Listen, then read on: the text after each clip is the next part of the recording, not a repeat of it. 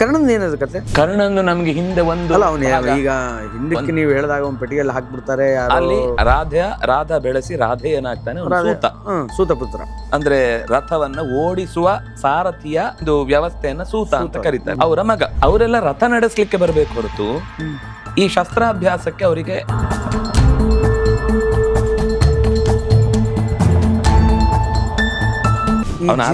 ದ್ವೇಷ, ಹಠ ಇದೆಲ್ಲ ದುರ್ಯೋಧನನ ಪರಿಚಯ ಆದ್ಮೇಲೆ ಅಲ್ಲ, ಇದು ದುರ್ಯೋಧನ ಪರಿಚಯ ಮೊದ್ಲಿಂದ ಇದೆ.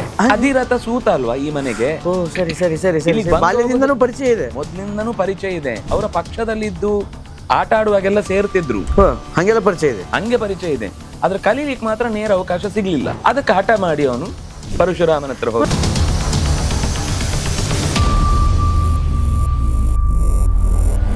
ಈಗ ಮತ್ತೊಂದು ಪ್ರಶ್ನೆ ರೈಸ್ ಆಗುತ್ತೆ. ಭೀಮನ ಜೊತೆ ಹಿಡಂಬಿ ಸಂಯೋಗ ಮಾಡಿದ ಮೇಲೂ ಕೂಡ ರಾಕ್ಷಸ ಗಣದ ಮಗುನೇ ಯಾಕೆ ಹುಟ್ಟುತ್ತೆ? ಭೀಮನ ಅಂಶ ಇರೋ ಮಗು ಹುಟ್ಟುವುದಲ್ಲ? ಅಂದ್ರೆ ಮಾತುರ್ ಜಾತಿ ಪಿತುರ್ಗುಣ ಅಂತ ಲೆಕ್ಕ. ತಾಯಿಯ ಜಾತಿ ಗುಣ ತಂದೆ.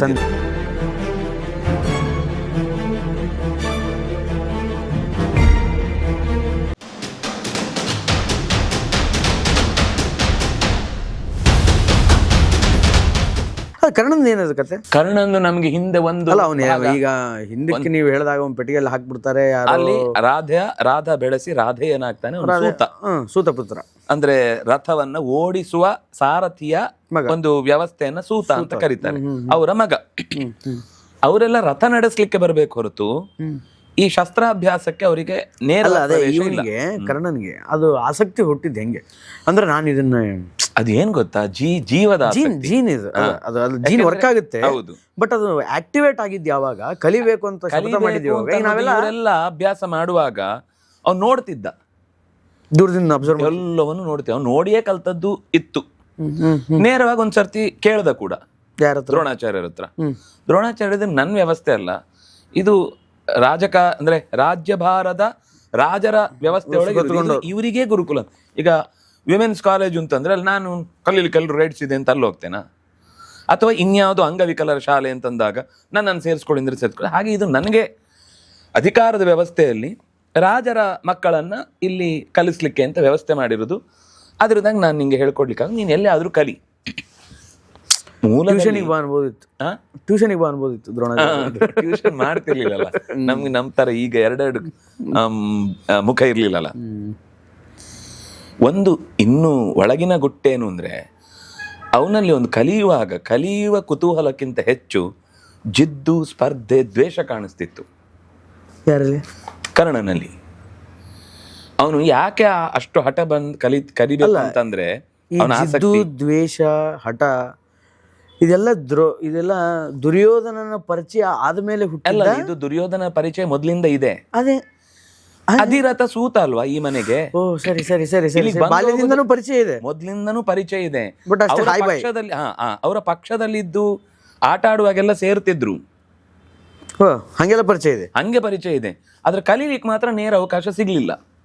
ಅದಕ್ಕೆ ಹಠ ಮಾಡಿ ಅವನು ಪರಶುರಾಮನ ಹತ್ರ ಹೋಗಿ. ನಾವೆಲ್ಲ ಈ ಕಥೆಗಳನ್ನ ಕೇಳೋದು, ಕರ್ಣ ದುರ್ಯೋಧನ ಪರಿಚಯ ಆದಾಗ ದುರ್ಯೋಧನ ಯಾರು ನೀನು ಅಂತ ಕರ್ಣಕ್ಕೆ ಕೇಳೋದು ಇಲ್ಲ. ಅದು ಆಗ ಕರ್ಣನ ತನ್ನ ಇಂಟ್ರೊಡಕ್ಷನ್ ಕೊಟ್ಕೊಳ್ಳೋದು, ಆಮೇಲೆ ಸೂತಪುತ್ರ ಅಂತ ಗೊತ್ತಾಗೋದು ಇಲ್ಲ.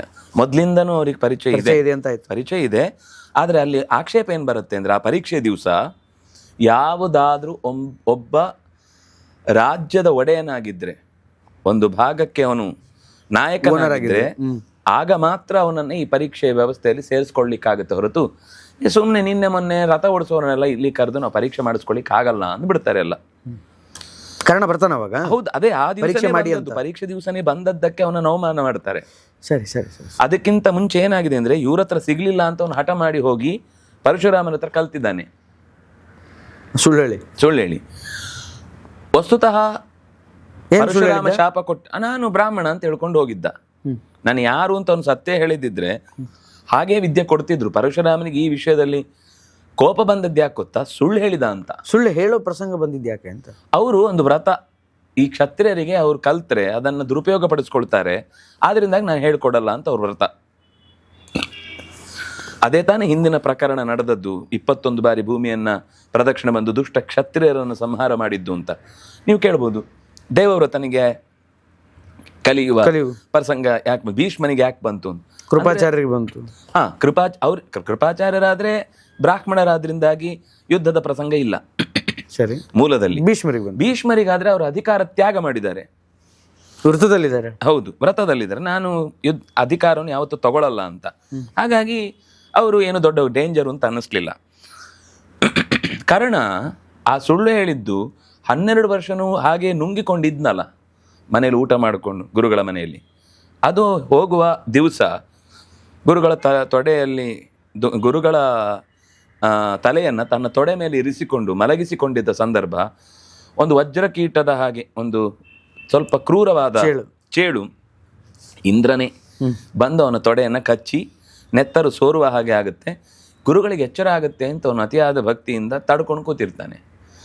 ಹರಿದ ನೆತ್ತರು ಅವರ ಹೆಗಲಿಗೆ ಮುಟ್ಟತ್ತೆ, ತಲೆ ಹಾಕಿರ್ತಾರಲ್ಲ ಅದು ಜಾರಿ ತುಂಬಿ ಎದೆಗೆ ಬರುತ್ತೆ, ಮೈತಾಗುತ್ತೆ. ಬಿಸಿ ಸ್ಪರ್ಶ ಆದೊಡನೆ ಎದ್ರೆ ರಕ್ತ. ಇಷ್ಟು ಕಠಿಣವಾದ ನೋವನ್ನು ಸಹಿಸಿಕೊಳ್ಳುವ ವ್ಯಕ್ತಿತ್ವ ಇರುವವನು ನೀನು ಖಂಡಿತ ಒಬ್ಬ ಬ್ರಾಹ್ಮಣನಾಗ್ಲಿಕ್ಕೆ ಸಾಧ್ಯ ಇಲ್ಲ. ನೀವು ಒಂದೇಟು ಕೊಟ್ರೆ ಆರು ಸರ್ತಿ ಅನ್ನೋರು ಬ್ರಾಹ್ಮಣರು. ಆದ್ರಿಂದಾಗಿ ನಿಮಗೆ ಇಷ್ಟು ಸಹಿಸಿಕೊಳ್ಳುವ ಶಕ್ತಿ ಇಲ್ಲ, ಯಾರು ಹೇಳು ನೀನು ಅಂತ. ಆಗ ಅವನು ತನ್ನ ಸತ್ಯ ಹೇಳ್ತಾನೆ. ಕೋಪ ಬರುತ್ತೆ. ನನ್ನ ಹತ್ರ ಕಲ್ತದ್ದನ್ನು ನಾನು ನಿನಗೆ ಸಿಟ್ಟು ಮಾಡ್ಕೊಂಡಿಲ್ಲ, ಆದರೆ ನೀನು ಸುಳ್ಳು ಹೇಳಿ ಇಷ್ಟು ದಿವಸವೂ ನನ್ನ ಹತ್ರ ಒಂದು ದಿವಸ ಆ ಗುಟ್ಟನ್ನು, ಈಗ ಆರಂಭದಲ್ಲಿ ಹೆದರಿಕೆಯಿಂದ ಸುಳ್ಳು ಹೇಳಿದ್ದಿರ್ಬೋದು, ಅಷ್ಟು ಪ್ರೀತಿ ತೋರಿಸೋ ಒಂದು ದಿವಸ ಗುರುಗಳೇ ನಾನು ನಿಮ್ಮ ಹತ್ರ ಒಂದು ಸುಳ್ಳು ಹೇಳಿದ್ದೇನೆ ಅಂತ ಹೇಳಲಿಕ್ಕೆ ನಿಂಗೆ ನನ್ನ ಪ್ರೀತಿ ನಿಂಗೆ ಅರ್ಥವೇ ಆಗಲಿಲ್ಲ ಅಂದಮೇಲೆ ನೀನು ಯಾವ ಕಾಲಕ್ಕೆ ಜಿದ್ದಿನಿಂದ ಯುದ್ಧ ಮಾಡ್ತೀಯೋ, ದ್ವೇಷದಿಂದ ಸ್ಪರ್ಧೆಯಿಂದ ಯುದ್ಧ ಮಾಡ್ತೀಯೋ, ಆ ಹೊತ್ತಿಗೆ ನಿನಗೆ ಮಂತ್ರ ಫಲಿಸದೇ ಇರಲಿ. ವಸುತವನಿಗೆ ಭಾರ್ಗವಾಸ್ತ್ರ, ಆಗ್ನೇಯಾಸ್ತ್ರ, 100 ಅಸ್ತ್ರಗಳನ್ನು ಕೊಟ್ಟಿದ್ದ. ನಾರಾಯಣಾಸ್ತ್ರ ಗೊತ್ತಿತ್ತು, ಹೌದು. ಆದರೆ ಅದನ್ನು ಉಳಿಸಿಕೊಳ್ಳುವ ಒಂದು ಯೋಗ್ಯತೆ ಅವನು ಕಾಪಾಡಿಕೊಳ್ಳಿಲ್ಲ. ಹಾಗಾಗಿ ಶಪ್ತನಾಗಿ ಬಂದಮೇಲೆ ಮತ್ತು ಜಿದ್ದೇ ಸಾಧಿಸಿದ ಅಲ್ಲೂ. ಆಗ ಯಾರು ಅವನನ್ನು ಸೇರಿಸ್ಕೊಳ್ಳಿಲ್ಲ ಅಂತಂದಾಗ ದುರ್ಯೋಧನ ಭೀಮಸೇನ ಗೆದ್ದು ತಂದಿದ್ದ ಅಂಗರಾಜ್ಯದ 6ನೇ ಒಂದು ಭಾಗವನ್ನು ಬಾ ನಿನಗೆ ಅಂಗಾಧಿಪತ್ಯವನ್ನು ಕೊಡ್ತೇನೆ ಅಂತ ಹೇಳಿ ಕೂಡಿಸಿ ತಲೆ ಮೇಲೆ ಒಂದು ಕಿರೀಟ ಇಟ್ಟು, ಅಂದರೆ ಯಾರಿಗೆ? ಕರ್ಣನಿಗೆ. ಅಂದ್ರೆ ದುರ್ಯೋಧನ ಕರ್ಣನಿಗೆ ಪಟ್ಟ ಕಟ್ಟೋದಕ್ಕೆ ಏನು ಕಾರಣ? ಅಂದ್ರೆ ಕರ್ಣ ಏನು ತೋರಿಸ್ಕೊಂಡ ತನ್ನ ಟ್ಯಾಲೆಂಟ್ನ? ಅವನು ಅಲ್ಲಿ ಅರ್ಜುನನ ಜೊತೆ ಯುದ್ಧ ಮಾಡುವಾಗ ಅವನು ಹೇಳುವ ಮುಂಚೆ ತನ್ನ ಶಸ್ತ್ರಾಸ್ತ್ರಗಳ ಪ್ರಯೋಗ ಮಾಡಿ ತೋರಿಸ್ತಾನೆ ಕರ್ಣ. ಅದನ್ನ ನೋಡಿದ್ಮೇಲೆ ಸೇರಿಸ್ಕೋತಾರೆ. ಸೇರಿಸ್ಕೊಳ್ಳೋದಲ್ಲ, ಇವ್ರು ಹೇಳೋ ಮುಂಚೆನೆ ಅವನೇ ತನ್ನ ಪ್ರಯೋಗ ಮಾಡಿ ತೋರಿಸ್ತಾನೆ. ಅಂದ್ರೆ ಅವ್ರು ಅರ್ಜುನ ಹೇಳ್ತಿದ್ರೆ ಈ ಕಡೆ ಇವನು ಕರ್ಣ ಬಾಣ ಹೊಡಿತಾನೆ. ಅವನಿಗೆ ಸರಿಸಮಾನವಾದ ರೀತಿಯಲ್ಲಿ ನಡೆಯುತ್ತೆ. ಒಬ್ರು ಇದೀನಿ ನಾನು ಅಂತ ರೆಕಗ್ನೈಸ್ ಮಾಡ್ಕೋತಾನೆ. ತಕ್ಷಣವೇ ದುರ್ಯೋಧನಿಗೆ ದಾಳ ಸಿಕ್ತು. ಈ ಅರ್ಜುನನಿಗೆ ಸರಿಸಾಟಿಯಾಗಿ ನಿಲ್ಲಬಲ್ಲ ಇವನನ್ನು ನಾನು ಹೇಗಾದರೂ ಪೂರ್ತಿ ರಾಜಕೀಯ ವಲಯದಿಂದಲೂ ನನ್ನ ವಶಕ್ಕೆ ತಂದುಕೊಳ್ಬೇಕು ಅಂತ ತಕ್ಷಣ ಅಂಗಾಧಿಪತ್ಯವನ್ನು ಅವನಿಗೆ ಒಪ್ಪಿಸಿ ಅವನನ್ನು, ಹಾಗಾದ್ರೆ ಇನ್ನು ಮುಂದೆ ನನ್ನ ಜೊತೆಗಿರ್ತಾನೆ, ನಿಮ್ಮ ಯಾವ ಸ್ಪರ್ಧೆಗಳಲ್ಲಿ ಅಥವಾ ಇನ್ಯಾವುದೇ ಭಾಗಗಳಲ್ಲಿ ಯುದ್ಧದಲ್ಲಿ ಇವನಿಗೂ ಟ್ರೈನಿಂಗು ಅಂತ ವ್ಯವಸ್ಥೆ ಆಗುತ್ತೆ. ಈ ವ್ಯವಸ್ಥೆ ಆಗಿ ಅವರು ಅಂಗಾಧಿಪತ್ಯವನ್ನು, ಆದರೆ ಅವನು ಯಾವತ್ತೂ ಮುಂದೆ ಅಂಗರಾಜ್ಯದಲ್ಲಿ ಹೋಗಿ ಕೂತ್ಕೊಳ್ಳೇ ಇಲ್ಲ, ಅವನು ಇಲ್ಲೇ ಇರ್ತಿದ್ದ. ದ್ರೋಣರಿದ್ದ. ದ್ರೋಣರು ಅಂತೂ ಬಿಡಿ, ಅವರಿಗೆ ಒಂದು ರೀತಿ ಸಂಬಂಧ ಇತ್ತು ಭೀಷ್ಮಾಚಾರ್ಯರ ಜೊತೆಗೆ. ತನ್ನ ಹೆಂಡತಿಯ ತಮ್ಮನೋ ಅಣ್ಣನೋ ಒಟ್ಟಿಗೆ ಇದ್ದ ಅಂತ. ಆದರೆ ಅಲ್ಲಿ ಅಧಿರಥ ಸ್ವಲ್ಪ ದಿವಸ ಇದ್ದ ಅಂತ ಬರುತ್ತೆ. ಈ ಕರ್ಣನ ಅಪ್ಪ ಅಂಗಾಧಿಪತ್ಯದಲ್ಲಿ ಇದ್ದ ಅಂತ. ಆದರೆ ಅದು ವಸ್ತುತಃ ದುರ್ಯೋಧನದಲ್ವೇ ಅಲ್ಲ, ಅದು ಇವರು ದಿಗ್ವಿಜಯದಲ್ಲಿ ಗೆದ್ದು ಬಂದ ಭಾಗ, ಭೀಮ ಗೆದ್ದುಕೊಂಡು ಬಂದ ಭಾಗ. ಅದು ಅದನ್ನು ಕೊಡ್ತಾರೆ. ಅದನ್ನ ಇವನು ಅತ್ತೆ ಸಂಪತ್ತನ್ನ ಅಳಿಯ ದಾನ ಮಾಡ್ದ ಅಂತ ಅವನ ಕಿಸೆಯಿಂದ ತೆಗೆದು ನಾನು ಕೊಟ್ಟಿದ್ದೇನೆ ಅಂತ ಹೇಳಿ ಹೆಮ್ಮೆ ಪಟ್ಟ. ಇವ್ರು ಯಾರು ಅಪೋಸ್ ಮಾಡ್ಲಿಲ್ವಾ? ಈಗ ಯಾರೋ ಅವನೊಂದು ತುಂಡು ಭಾಗ ಕೊಟ್ಟು ಅವನನ್ನೊಂದು ಸ್ಥಾನದಲ್ಲಿ ಕೂಡಿಸ್ತಾನೆ ಅಂತಂದಾಗ ಅಷ್ಟು ದೊಡ್ಡ ವಿಷಯ ಯಾಕೆ ಮಾಡೋದು ಅಂತ ಸುಮ್ಮನಾದ್ರಷ್ಟೇ. ಈ ಹೊತ್ತಿನಲ್ಲಿ ದುರ್ಯೋಧನನಿಗೆ ಏನೆಲ್ಲ ಯೋಚನೆ ಇತ್ತು ಅಂದರೆ, ಈ ಭೀಮನನ್ನು ಯಾವ ರೀತಿಯಿಂದಲೂ ಕೂಡ ನಾವು ಮಟ್ಟ ಹಾಕ್ಲಿಕ್ಕೆ ಆಗಲ್ಲ ಅಂತ ಯೋಚನೆ ಮಾಡಿ, ಜನಗಳ ಅಪೇಕ್ಷೆಯೂ ಕೂಡ ಪಾಂಡವರೇ ಮುಂದೆ ರಾಜ್ಯಭಾರ ನಡೆಸಬೇಕು ಅಂತ ಇದ್ದದ್ರಿಂದ ಈ ವಾರಣಾವತಾದ ಪ್ರಸಂಗ ನಡೆಯಿತು. ಅಲ್ಲಿ ಅವರು ಹಿಡಿಂಬವನಕ್ಕೆ ಹೋದರು. ಹಿಡಿಂಬವನದಲ್ಲಿ ಹಿಡಿಂಬಾಸುರನನ್ನು ಕೊಂದದ್ದಾಯಿತು. ಇನ್ನೂ ಅಲ್ಲೇ ಎಲ್ಲಾದರೂ ಸಿಕ್ಕಿ ಬೀಳಬಹುದು ಅಂತನ್ನುವ ಯೋಚನೆ ಮಾಡ್ಕೊಂಡು ಮುಂದೆ ಹೊರಡುವಾಗ ಹಿಡಿಂಬಿ ಅನುಸರಿಸ್ತಾ ಬರ್ತಾ ಇದ್ದಾಳೆ. ಹಿಂದೆ ನೋಡಿ ಅವಳನ್ನು ಜೋರು ಮಾಡಿ. ಆಗಿನ ಕಾಲದಿಂದಾನು ಆ ದ್ವೇಷ ಕಂಟಿನ್ಯೂ ಆಗ್ತಾನೆ ಇದೆ. ಅದು ಹಾಗೆ ದ್ವೇಷ ಅಂದರೆ ಭಕ್ತಿ ಮಾಡುವಾಗ ಎಲ್ಲೋ ಒಂದೊಂದು ಸಲ ನೆನಪಾಗುತ್ತೆ. ದ್ವೇಷ ಅಂದ್ರೆ ಸತ್ರು ಮರಿಯಲ್ಲ ಅಂತ, ಸತ್ ಮೇಲೆ ಏನ್ ಮರಿತಾರೋ ಗೊತ್ತಿಲ್ಲ, ಪಿಶಾಚಿಗೂ ಕಾಡ್ತ ಕಾಡ್ತೇನೆ ಅಂತನೂ ಇರ್ಬೇಕು. ಭೀಮಸೇನ ಜೋರು ಮಾಡ್ತಾನೆ, ಯಾಕೆ ನಮ್ಮ ಹಿಂದೆ ಬರ್ತಾ ಇದ್ದಿ, ಅಗೇನ್ ಮತ್ತೆ ಈಗ ನಾವು ವಾಪಸ್ ಬಂದ್ವಿ ಹಿಡಿಂಬಿಗೆ, ಯಾಕೆ ನಮ್ಮನ್ನು ಅನುಸರಿಸ್ತಾ ಬರ್ತಾ ಇದ್ದಿ, ಹೋಗ್ ನಿನ್ನ ಹತ್ರ ಯಾವುದೇ ಮಾತಾಡ್ಲಿಕ್ಕೆ ನನ್ನ ಹತ್ರ ವಿಷಯ ಇಲ್ಲ. ಅಮ್ಮ ನೋಡಿ ಅಮ್ಮ ಹೆಂಗಂತಾನೆ ಅಂತ ಕುಂತಿ ಹತ್ರ ಮಾತಾಡ್ತಾಳ ಅವಳು. ತುಂಬಾ ಚೆನ್ನಾಗಿದೆ ಆ ಸಂಭಾಷಣೆ. ಯಾಕೋ ಪಾಪ ಹೆಣ್ಮಕ್ಳಿಗೆ ಮಾತಾಡ್ತೀಯಾ, ಏನ್ ಜೋರ್ ಮಾಡಿ ಮಾತಾಡ್ತೀಯ, ಬಾಯಿ ಜೋರ್ ಕೊಡುವೆ ಹೆಣ್ಮಕ್ಳು, ಬಾಯಿ ಅಷ್ಟು ಧ್ವನಿ ಏರಿಸಿ ಏನ್ ಮಾತಾಡುದು. ಅವಳು ಸಮಾಧಾನದಿಂದ ಹೇಳ್ತಾ ಇದ್ದಾಳೆ, ನಿಂಗೆ ಗೊತ್ತಾಗಲ್ಲಮ್ಮ, ಈ ರಾಕ್ಷಸರೆಲ್ಲ ಯಾವಾಗ ಬೇಕಾದ್ರೂ ಬಣ್ಣ ಬದಲಾಯಿಸ್ತಾರೆ, ಇವ್ರು ನೀವು ಹೀಗೆ ಅನ್ಕೊಂಡು ಹೀಗೆ ಅನ್ನಿಸ್ಕೊಂಡು ನಿಮ್ 4 ಜನ ತಿಂದು ನನ್ನ ಹತ್ರ ಬರ್ತಾಳೆ, ನೀನೇ ನನ್ನ ಗಂಡ ಅಂತ, ಏನ್ ಮಾಡ್ಲಿ ನಾನು ಅವಾಗ ಅಂತ ಬೈತಾನೆ. ಆಗೋಳು ತನ್ನ ಸತ್ಯ ಎಲ್ಲ ಹೇಳಿರ್ತಾಳೆ, ನಾನು ಏನು ಎತ್ತ ಅಂತ. ಕೊನೆಗೆ ಸುಮಾರು ಹೊತ್ತಾದ್ಮೇಲೆ ಅವ್ರು ಯಾರೂ ಒಪ್ಕೊಳ್ಳಲ್ಲ. ಮುಖ್ಯವಾಗಿ ಅವನು ಹೇಳುವ ಕಾರಣ, ಅಣ್ಣ ಮದುವೆ ಆಗದೆ ನಾನು ಮದುವೆ ಆಗೋದು ಸರಿಯಲ್ಲ ಒಂದು, ಮತ್ತು ನಂಗೆ ಅಂಥದ್ದೇನು ಇಂಟ್ರೆಸ್ಟೂ ಇಲ್ಲ. ಅದಕ್ಕೆ ಅವಳು ಹೇಳ್ತಾಳೆ, ಇನ್ನೊಂದು ಸ್ವಲ್ಪ ಮುಂದೆ ಹೋದರೆ ಶಾಲಿಹೋತ್ರ ಅಂತ ಒಂದು ಸರೋವರ ಬರುತ್ತೆ, ನೀವು ತುಂಬ ದಣಿದಿದ್ದೀರಿ ಅಲ್ಲ, ನೀವು ಅಲ್ಲಿ ಸ್ನಾನ ಮಾಡ್ತೀರಿ, ಆಗ ನಿಮ್ಮ ಇಷ್ಟೂ ದಣಿವು ಹೊರಟೋಗುತ್ತೆ. ಆ ಸ್ನಾನ ಮಾಡಿ ಮುಗಿಸಿ ಬರುವಷ್ಟರಲ್ಲಿ ನಿಮಗೆ ಯಾರೋ ಒಬ್ಬರು ದಿವ್ಯವಾದ ವ್ಯಕ್ತಿಗಳ ಪರಿಚಯ ಆಗುತ್ತೆ, ಆಗ ನೀವು ನಾನು ಹೇಳಿದ್ದನ್ನು ಒಪ್ಕೊಳ್ತೀರಿ ಅಂತೇಳಿ ಸುಮ್ಮನೆ ಅನುಸರಿಸ್ತಾ ಬರ್ತಾಳೆ. ಯಾರು? ಹಿಡಂಬಿ. ಓಕೆ. ಇವರು ಶಾಲಿಹೋತ್ರ ಸಿಗುತ್ತೆ, ಸ್ನಾನ ಮಾಡ್ತಾರೆ, ಅದೊಂದು ವಿಶಿಷ್ಟವಾದ ಸರೋವರ, ಆಯಾಸ ಎಲ್ಲ ಕಳ್ಕೊಳ್ತಾರೆ, ಗಾಯಗಿ ಏನೇನು ಇದ್ದಿದ್ದೆಲ್ಲ ಹೋಗುತ್ತೆ. ವೇದವ್ಯಾಸರು ಬರ್ತಾರೆ. ಇವರಿಗೆ ತಕ್ಷಣ ಪ್ರಶ್ನೆ, ನಾವು ಹೀಗೆ ಇವಳೊಬ್ಳು ಬಂದಿದ್ದಾಳೆ, ನಾವು ಏನು ಮಾಡಬೇಕು ಗೊತ್ತಾಗ್ತಾ ಇಲ್ಲ. ಅವ್ರು ಹೇಳ್ತಾರೆ, ವಿವಾಹ ಆಗು, ಅವಳು ಯೋಗ್ಯಳೇ ಇದ್ದಾಳೆ. ಅವಳು ಯಾರು ಅಂದರೆ ದೇವಲೋಕದ ಸ್ವರ್ಗಶ್ರೀ ಅಂತ ಅವಳ ಹೆಸರು, ದೇವಲೋಕದ ಸಂಪತ್ತಿನ ಅಭಿಮಾನಿನಿ. ಅವಳು ಒಂದ್ಸರ್ತಿ ಏನು ಅಂದರೆ ಶಚಿಯ ಜೊತೆಗೆ ಸ್ಪರ್ಧೆಗೆ ಬಿದ್ದು ನಾನು ಇಂದ್ರನಿಗೆ ತುಂಬ ಹತ್ತಿರ ಆಗಬೇಕು ಅಂತ ಏನೇನೋ ಆ್ಯಟಿಟ್ಯೂಡ್ ತೋರಿಸ್ತಾಳೆ. ಅದಕ್ಕೆ ಶಚಿ ಕೋಪದಿಂದ ಹೋಗಿ ರಕ್ಕಸ ಜನ್ಮದಲ್ಲಿ ಬೀಳು, ಇದೆಲ್ಲ ಈ ಹೆಚ್ಚು ಹೆಚ್ಚು ಅಂತ ತೋರಿಸೋರ ಸ್ವಭಾವ ರಾಕ್ಷಸರದ್ದು, ಅಲ್ಲಿ ಹೋಗಿರು ಅಂತ. ಕೊನೆ ಕ್ಷಮೆ ಕೇಳಿದಾಗ ಸರಿ, ಭೀಮಸೇನನ ಬದುಕಿನಲ್ಲಿ ನೀನೊಂದು ಭಾಗವಾದಾಗ ಅವನಿಗೆ ಯೋಗ್ಯವಾದ ಒಂದು ಸಹಾಯವನ್ನು ಮಾಡಿದ್ದಕ್ಕಾಗಿ ನೀನು ಮತ್ತೆ ಮರಳಿ ಈ ಸಂಪತ್ತನ್ನು ಪಡೀತಿ ಅಂತ ಹೇಳಿ ಕಳುಹಿಸಿದ್ದರ ಪರಿಣಾಮ ವೇದವ್ಯಾಸರು ಹೇಳ್ತಾಳೆ, ವಿವಾಹವಾಗು ಅಂತ. ಆದರೆ ಕೆಲವು ಕಂಡೀಷನ್ ಎಲ್ಲ ಹಾಕ್ಕೊಳ್ಳಿ, ನಿಮ್ಗೆ ಬಿಟ್ಟದ್ದು ಅಂತ ಹೇಳಿ ಕಳಿಸ್ತಾರೆ. ಸರಿ, ಆಮೇಲೆ ಹೇಳ್ತಾನೆ, ಹಗಲು ಬೇಕಾದ್ರೆ ಎಲ್ಲಿ ಬೇಕಾದರೂ ಹೋಗಿ ನೀವು ಇಬ್ರು, ಭೀಮ ಮತ್ತು ಹಿಡಂಬ, ರಾತ್ರಿ ಅಷ್ಟೊತ್ತಿಗೆ ನಮ್ಮ ಜೊತೆಗೆ ಇರಬೇಕು. ಯಾರು? ಕುಂತಿ ಹೇಳ್ತಾಳೆ. ಕುಂತಿ ಅಣ್ಣನು ಹೇಳ್ತಾನೆ, ಓಕೆ ಆಗುತ್ತೆ. ಅಂದ್ರೆ ಕನ್ವಿನ್ಸ್ ಹೆಂಗ್ ಮಾಡ್ತಾರೆ? ಯಾರು? ಅಣ್ಣನ ಮದುವೆ ಆಗದೆ ನಾನು ಹೆಂಗ್ ಮದುವೆ ಆಗಲಿ ಅನ್ನೋದು ಭೀಮ ಹೆಂಗ್ ಕನ್ವಿನ್ಸ್ ಆಗ್ತಾನೆ? ಭೀಮ ಹೆಂಗ್ ಕನ್ವಿನ್ಸ್? ಯಾಕಂದ್ರೆ ಇವತ್ತು ಸುಮಾರು ಜನಕ್ಕೆ ಅದೇ ಪ್ರಶ್ನೆ, ಅಣ್ಣ ಮದುವೆ ಆಗದೆ ತಮ್ಮನ ಮದುವೆ ಆಗೋದು ಹೇಗೆ? ಅಣ್ಣ ಒಪ್ಪಿಗೆ ಕೊಟ್ರೆ ತಮ್ಮ ಮದುವೆ ಆಗ್ಬಹುದು, ಬೇರೆ ಏನು ಪ್ರಶ್ನೆನೇ ಇಲ್ಲ ಅಲ್ಲಿ. ಅಣ್ಣ ಕೊಡ್ಲಿಲ್ಲ ಅಂದ್ರೆ ಆಗ್ಬೋದು. ಅಣ್ಣ ಕೊಡ್ಲಿಲ್ಲ ಅಂದ್ರೆ ಕನ್ವಿನ್ಸ್ ಮಾಡ್ಬೇಕು. ಕೆಳಗೆ ಇಲ್ಲ ಬಿಡಿ, ಆ ಮಾತು ಬೇರೆ. ಅಣ್ಣ ನಿಂದ ನಿಂಗೆ ವಸ್ತುತ ಇರುವುದು, ಅವನು ಒಪ್ಪಿಗೆ ಇದ್ರೆ ಯಾವ ಸಮಸ್ಯೆ ಇಲ್ಲ. ಅಂದ್ರೆ ಗುರು ಅಂತ ಸ್ಥಾನದಲ್ಲಿ ಅವನು ದೊಡ್ಡವನು, ತಂದೆ ಸ್ಥಾನ ಅಂತ ಲೆಕ್ಕ. ಧರ್ಮರಾಜ ಕೊಟ್ಟ, ಯಾಕಂದ್ರೆ ವೇದವ್ಯಾಸರು ಹೇಳಿದ್ಮೇಲೆ ನಮ್ದೇ. ಆಯ್ತು, ಮುಂದೋಯ್ತು. ಕಂಡೀಷನ್ ಅಪ್ಲೈಡ್ ಅಂತ ಕೆಲವೆಲ್ಲ ಎಷ್ಟು ಬೇಕಾದ್ರೂ ಮಾತ್ರ ಒಂದು ಸಂತತಿ ಆಗೋ ತನಕ ಮಾತ್ರ ನೀವು ಜೊತೆಯಾಗಿರ್ಬೇಕಾದ್ದು. ಆಮೇಲೆ ನಮ್ಗೆ ನಮ್ಮ ರಾಜಕೀಯದ ವ್ಯವಸ್ಥೆ ಹೇಗಾಗುತ್ತೆ ಏನಾಗುತ್ತೆ ಗೊತ್ತಿಲ್ಲ, ನಾವು ಎಲ್ಲೆಲ್ಲೋ ಹೋಗ್ಬೇಕಾಗುತ್ತೆ, ನಿನ್ನ ನಂಬ್ಕೊಂಡು ನಾವು ಇಲ್ಲೇ ಕಾಡಲ್ಲೇ ಸುತ್ತಾಡ್ಲಿಕ್ಕಾಗಲ್ಲ ಅಂತೆಲ್ಲ ಅವಳಿಗೆ ಹೇಳ್ತಾರೆ. ಅವಳು ಆಯ್ತು ಅಂತಾಳೆ. ಅಂದ್ರೆ ಅವಳನ್ನು ಒಟ್ಟಿಗೆ ಕರ್ಕೊಂಡು ಹೋಗೋ ಪ್ಲಾನ್ ಏನಿರಲ್ಲ. ಇಲ್ಲ, ಅವಳು ಆ ಥರ ಬರುವವಳು ಅಲ್ಲ, ಅವಳ ಜೀವನದ ಶೈಲಿಯೇ ಬೇರೆ, ರಾಕ್ಷಸಿಯಾಗಿ ಓಡಾಡಿದವಳು. ಆಮೇಲೆ ಭೀಮನ್ನ ಮದುವೆ ಆಗೋದಕ್ಕೂ ಉದ್ದೇಶವೂ ಇದೆ. ಈ ಮುಖ್ಯ ಉದ್ದೇಶ ಇದೆ, ಘಟೋತ್ಕಚನನ್ನ ಹೆತ್ತು ಅವರಿಗೆ ಸಹಾಯಕ್ಕೆ ಕೊಡಬೇಕಿದೆ. ಕೊನೆಗೆ ಆಯ್ತು ಅಂತ ಇದೆಲ್ಲ ಕಂಡೀಷನ್ ಆಗುತ್ತೆ. ಹಗಲು ಎಲ್ಲೆಲ್ಲೆಲ್ಲೆಲ್ಲೋ ಹಾರಿಸ್ಕೊಂಡು ಹೋಗ್ತಾಳೆ, ಭೀಮನನ್ನ ಬೆನ್ನ ಮೇಲೆ ಕೂಡಿಸ್ಕೊಂಡು. ಇಡೀ ಊರೆಲ್ಲ ಬೆಟ್ಟದ ಮೇಲೆ ಹತ್ತು, ತುಂಬ ಚೆನ್ನಾಗಿದೆ ಅವರ ವಿಹಾರದ ವರ್ಣನೆ. ವಾಪಸ್ಸು ರಾತ್ರಿ ಅಷ್ಟೊತ್ತಿಗೆ ಸೂರ್ಯಾಸ್ತ ಆಗೋದ್ರೊಳಗೆ ಕರ್ಕೊಂಡ್ಬರ್ತಿರ್ತಾರೆ. 6 ತಿಂಗಳಾಗುವಷ್ಟರಲ್ಲಿ ಒಂದು ದಿವಸ ಅವಳು ತನ್ನ ತಾಯಿತನದ ಸಂತೋಷವನ್ನು ವ್ಯಕ್ತಪಡಿಸ್ತಾಳೆ. ಆ ರಾಕ್ಷಸ ಗರ್ಭ ಎಲ್ಲ ನಿಮಗೆ ಈ ಕರು ಹುಟ್ಟಿ 2 ನಿಮಿಷಕ್ಕೆ ಎದ್ದ ಹಾಗೆ. ಅವನು ಹುಟ್ಟುತ್ತಾನೆ, ಹುಟ್ಟಿದಾಗ ತಲೆ ಬೋಡಿರುತ್ತೆ. ಘಟ ಮಡಿಕೆ ಹಾಗಿರುತ್ತೆ. ಒಂದು ಸ್ವಲ್ಪ ಹೊತ್ತಾಗೋಷ್ಟೊತ್ತಿಗೆ ಉತ್ಕಚ, ಕರೆಂಟ್ ಹೊಡೆದ ಕೂದಲು ಥರ ಎಲ್ಲ ಸ್ಟ್ರೈಟ್ ಆಗಿ ಹೀಗೆ ಹುಟ್ಟು ಬಿಡ್ತಾನೆ. ನಾವು ಯಾವುದೋ ಒಂದು ಹಿಂದೆ ಚಂದ್ರಕಾಂತದಲ್ಲಿ ಕ್ರೂರ್ ಸಿಂಗ್ ಅಂತ ಬರ್ತಿದ್ನಲ್ಲ, ಹಂಗೆ ಕೂದಲೆಲ್ಲ ನೆಟ್ಟಿಗೆ ನಿಂತಿರುತ್ತೆ. ಅವನು ಎಂಥ ಒಂದು ತೇಜಸ್ವಿ ಅಂದ್ರೆ ಆ ಹುಡುಗ ಹುಟ್ಟಿದ ತಕ್ಷಣ ಬಂದು ಎಲ್ರಿಗೂ ನಮಸ್ಕಾರ ಮಾಡ್ತಾನೆ. ಹೌದಾ? ಹಾ, ನಮಸ್ಕಾರ ಮಾಡಿ, ನಿಮಗೆ ಮುಂದೆ ಏನೇ ಸಹಾಯ ಬೇಕಿದ್ರು ನನ್ನ ಹತ್ರ ಕೇಳಿ, ನಿಮ್ಗೆ ಯಾವುದೇ ರೀತಿ ಆವಾಗಲೇ ಮಾತೆಲ್ಲ ಶುರುವಾಗಿ ಅವ್ರ ಹತ್ರ ಕುಂತಿಗೆ ಬಹಳ ಆಶ್ಚರ್ಯ ಆಗುತ್ತೆ.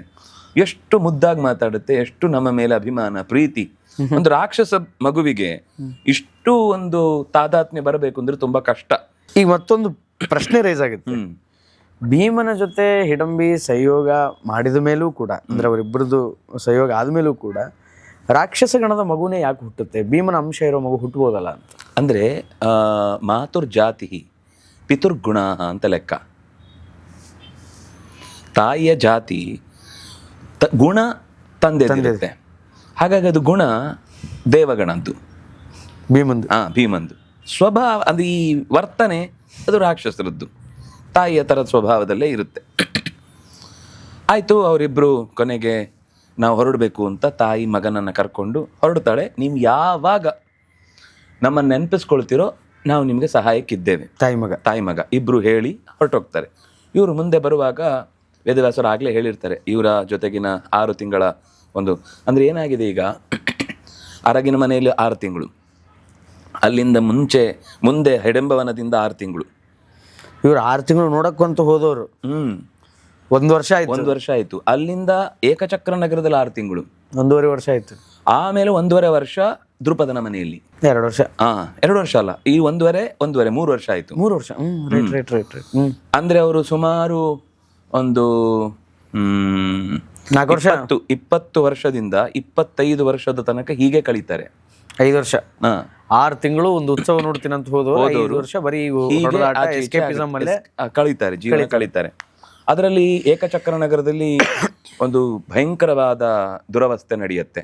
ಇವರಲ್ಲಿ ಭಿಕ್ಷೆ ಬೇಡ್ಕೊಂಡಿರ್ತಾರೆ ಯಾವುದೋ ಒಬ್ಬನ ಮನೆಯ ಗೆಸ್ಟ್ ಹೌಸ್ನಲ್ಲಿ, ಒಬ್ಬ ಋತ್ವಿಜನ ಮನೆಯಲ್ಲಿ. ಪಾಂಡವರು ಅಂದ್ರೆ ಸ್ನಾತಕರ ಹಾಗೆ, ಅಂದ್ರೆ ಈಗ ತಾನೇ ಗುರುಕುಲದಿಂದ ಅಧ್ಯಯನ ಮುಗಿಸಿ ಇನ್ನೂ ಮದುವೆ ಆಗದೆ ಹುಡುಗರು ಹೇಗಿರ್ತಾರೋ ಹಾಗೆ ವೇದಾಧ್ಯಯನ ಮಾಡಿಕೊಂಡ ಋತ್ವಿಜರ ಹಾಗೆ ವೇಷ ಹಾಕಿಕೊಂಡು ಅಲ್ಲಿರ್ತಾರೆ. ಯಾಕಂದ್ರೆ ದುರ್ಯೋಧನನಿಗೆ ಗೊತ್ತಾಗ್ಬಾರ್ದಲ್ವಾ ನಾವೆಲ್ಲಿದ್ದೀವಿ ಅಂತ.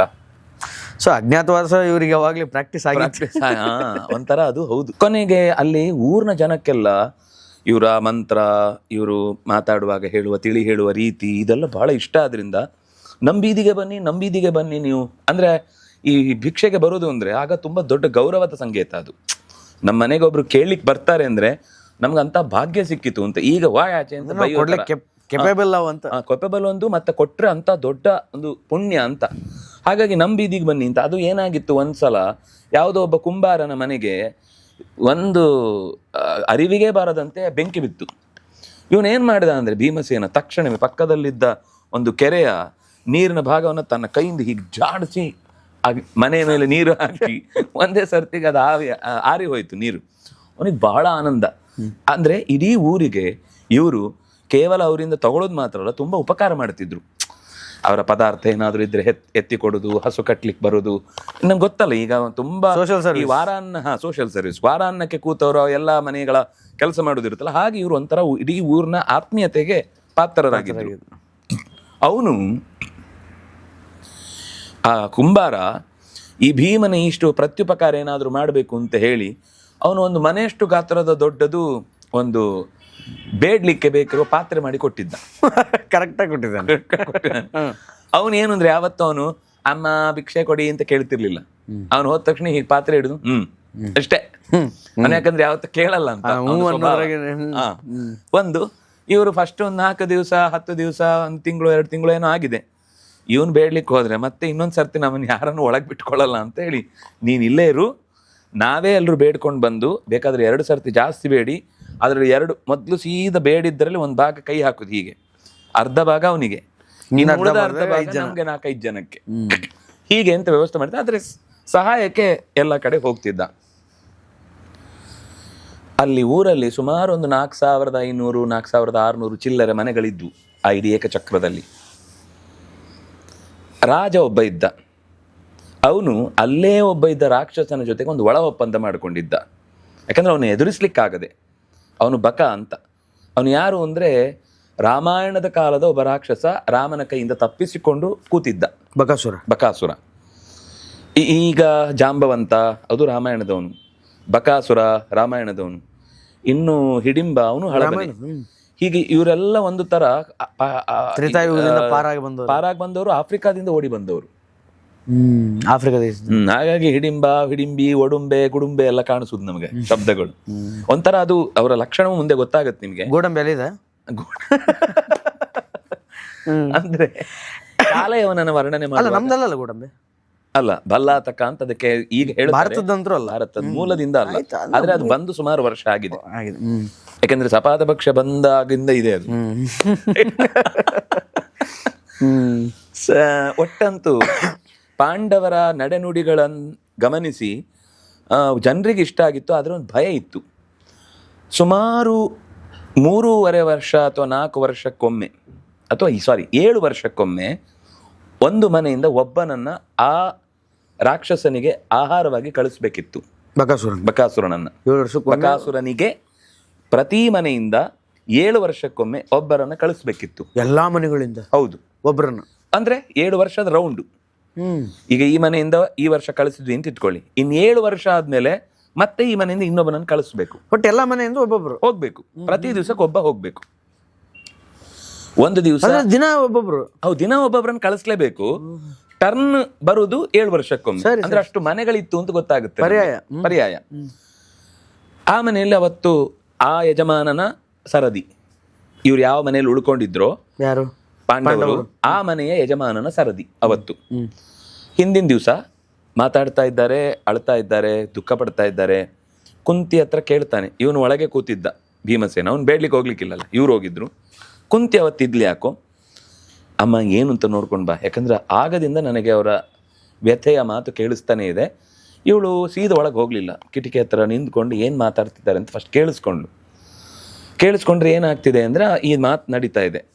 ನಾನು ಹೋಗ್ತೇನೆ ಅಂತ ತಂದೆ, ನೀವು ಬೇಡ, ಮಕ್ಕಳು ಅನಾಥರಾಗ್ತಾರೆ, ನಂಗೆ ಅವರನ್ನು ಸಾಕ್ಲಿಕ್ಕೆ ಕಷ್ಟ ಆಗುತ್ತೆ, ನಾನು ಹೋಗ್ತೇನೆ ಅಂತ ಹೆಂಡ್ತಿ.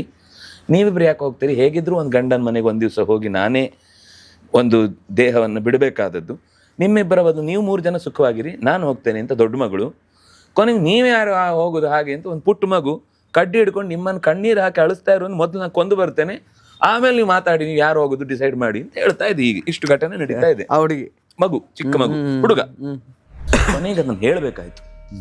ಕುಂತಿ ಕೊನೆಗೆ ಹೇಳ್ತಾಳೆ, ನೀವೇನು ಯೋಚನೆ ಮಾಡಬೇಡಿ, ನನ್ನ ಮಗನಿಗೆ ಒಂದು ವಿಶೇಷವಾದ, ಅಂದರೆ ಅವಳು ಬಹಳ ಸೂಕ್ಷ್ಮವಾಗಿ ಅದನ್ನೇನು ಪೂರ್ತಿ ಬಿಡಿಸಿ ಹೇಳಲ್ಲ ಏನೇನು ಅಂತ. ರಾಜ ಮಾಡಬೇಕಿದ್ದ ಕೆಲಸ ಇತ್ತು, ಅದನ್ನು ನನ್ನ ಮಗ ಮಾಡಿದ್ದಾನೆ, ಇದ್ರ ಮೇಲೆ ನೀವೇನು ಕೇಳಬೇಡಿ. ನಮಗೆ ನಾವಿಲ್ಲಿ ಇರೋದ್ರಿಂದ ನಿಮ್ಗೆ ತೊಂದರೆ ಆಗುತ್ತೆ ಅಂದರೆ ಹೊರಟು, ಇಲ್ಲ ನೀವು ಇಲ್ಲೇ ಇರಬೇಕು, ನಿಮಗೆ ನಾವೇ ಇನ್ನು ಮುಂದೆ ಎಲ್ಲರ ಮನೆಯಿಂದ ಬಂಡಿಯನ್ನು ನಾವೇ ಕಳಿಸ್ತೇವೆ ಇಲ್ಲಿಗೆ. ಅದು ನಾವು ಯಾವ ಪ್ರಶ್ನೆನೂ ಕೇಳಲ್ಲ, ಯಾಕಂದ್ರೆ ನಮ್ಮ ಸಮಸ್ಯೆ ಸಾಲ್ವ್ ಆಗಿದೆ, ನಮ್ಗೆ ಇನ್ನೇನು ಕುತೂಹಲ ಇಲ್ಲ. ನೀವು ಎಲ್ಲಿ ಬೇಕಾದ್ರೂ ರೀ, ಹೇಗೆ ಬೇಕಾದ್ರೂ ರೀ, ನಮ್ಮ ವ್ಯವಸ್ಥೆ ನಿಮ್ಮ ಮನೆಗೆ ಪ್ರತಿ ದಿವಸ ಬಂಡಿ ಅನ್ನ. ಹಾಗಾಗಿ ಬಂಡಿ ಅನ್ನವನ್ನು ಉಂಡಿತು ಕೂಸು.